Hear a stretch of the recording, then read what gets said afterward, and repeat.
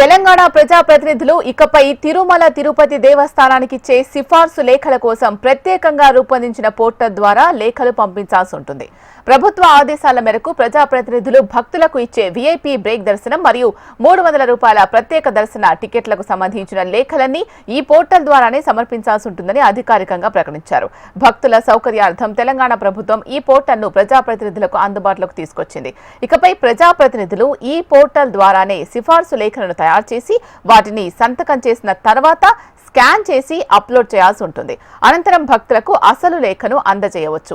ఈ విధానం ద్వారా ప్రజాప్రతినిధులు ఇచ్చే లేఖలకు ఒక ప్రత్యేకమైన సమర్థమైన విధానం నెలకొంటుందని అధికారులు పేర్కొన్నారు.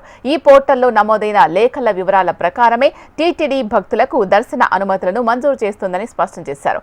పోర్టల్లో లేని కాని లేఖలను తిరుమల తిరుపతి దేవస్థానం అంగీకరించిందని తెలియజేశారు. ప్రజాప్రతినిధులకు ఈ పోర్టల్ను ఎలా ఉపయోగించాలో వివరించే యూజర్ గైడ్ కూడా అందుబాటులో ఉంచినట్లు అధికారులు తెలిపారు.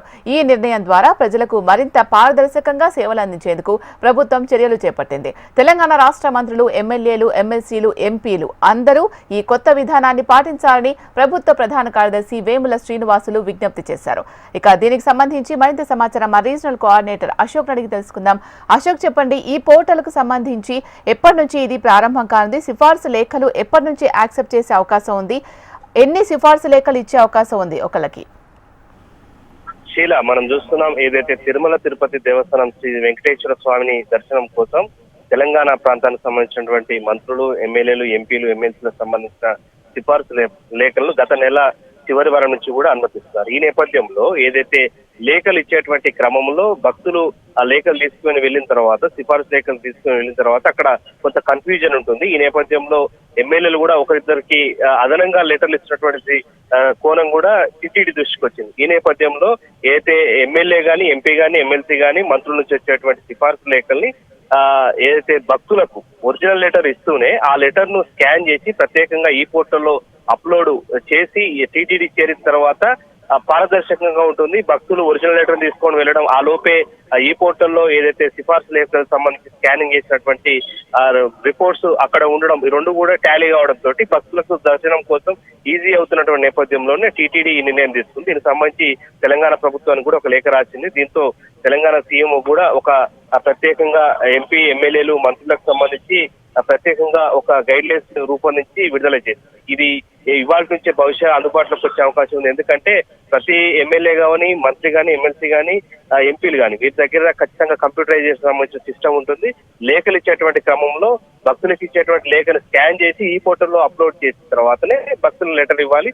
సో ఈ రెండు కూడా కోయిన్సైడ్ గా టీటీడీ తిరుమలకు వెళ్ళిన తర్వాత ఈజీగా ఉంటుందన్న నేపథ్యంలో టీటీడీ చేసినటువంటి విజ్ఞప్తి మేరకే సీఎంఓ కూడా గైడ్ లైన్స్ రూపొందించి అందరికి కూడా సమాచారం అందించింది.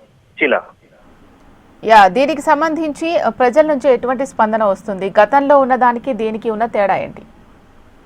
మనం చూస్తున్నాం ప్రధానంగా ఏంటంటే తిరుమల తిరుపతి దేవస్థానంలో శ్రీ వెంకటేశ్వర స్వామిని దర్శించినందుకు భక్తులు ఏదైతే టీటీడీ రూపొందించిన టికెట్లు కావచ్చు, ఇతర బుకింగ్స్ కూడా చేసుకుంటారు. కానీ అవి అందుబాటులో లేనటువంటి సందర్భంలోనే సిఫార్సు లేఖలకు ప్రయాణిస్తారు.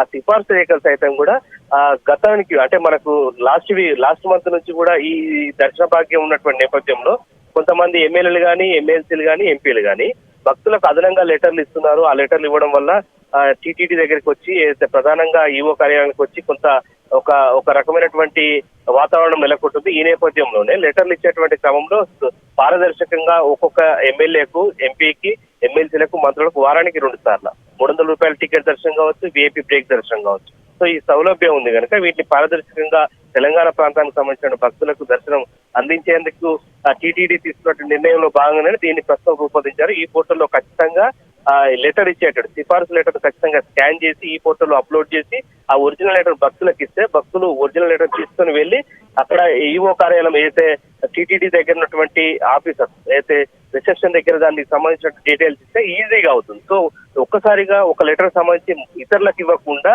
అదే భక్తులకు సంబంధించి ఈ సర్టిఫై చేసినటువంటి కాపీ అనుకోవచ్చు. దీన్ని ఖచ్చితంగా భక్తులకు అటు అధికారులకు కూడా ఎటువంటి ఇబ్బంది లేకుండా దర్శన భాగ్యం కల్పించేందుకే సులువుగా ఈ పద్ధతిని తీసుకొచ్చిన సమాచారం. దీని నేపథ్యంలోనే ఖచ్చితంగా ఇదే సమాచారానికి సంబంధించి టీటీడీ ఇచ్చినటువంటి గైడ్ లైన్స్ ని తెలంగాణకు సంబంధించిన సీఎంఓ ఆఫీస్ కూడా అందరు ప్రజాప్రతినిధులు కూడా తెలియపరిచింది. శీలా, గతంలో ఉన్న సిఫార్సు లేఖలు కాకుండా ఇలా పోర్టల్ ద్వారా స్కాన్ చేసి లేఖలు తీసుకోవడం వెనుక ఉద్దేశం ఏంటి? ప్రధానంగా కొంత కమ్యూనికేషన్ గ్యాప్ అనేది ఖచ్చితంగా తిరుమల తిరుపతి దేవస్థానానికి సంబంధించి సిఫార్సు లేఖల్లో కనిపిస్తుంది. ఒక ఎమ్మెల్యే వారానికి 2 లెటర్లు మాత్రమే ఇవ్వాల్సింది, ఎమ్మెల్సీ గానీ, ఎమ్మెల్యే గానీ, ఎంపీ గానీ, మంత్రులు గానీ.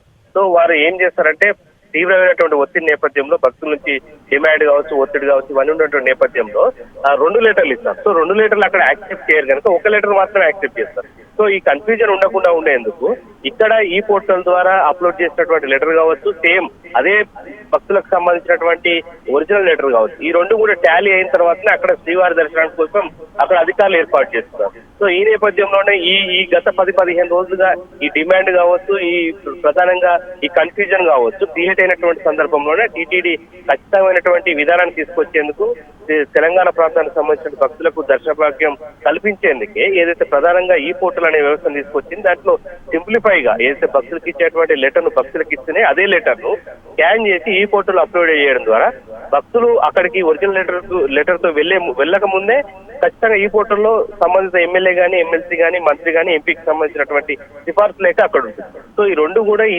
2 కోయిన్సైడ్ అయిన తర్వాత ఈజీగా భక్తుల దర్శన భాగ్యం ఉంటుంది. సో ఇంకో లెటర్ ఇవ్వడం వల్ల ఎవరైతే ముందుగా వెళ్తున్నారో వారికే దర్శనం ఇచ్చేటువంటి వెసులుబాటు ఉందన్నటువంటి ఫిర్యాదుల నేపథ్యంలో టీటీడీ నిర్ణయం తీసుకుంది. సో అదే నిర్ణయానికి సంబంధించి ఇక్కడ ప్రభుత్వానికి తెలియపరిచింది.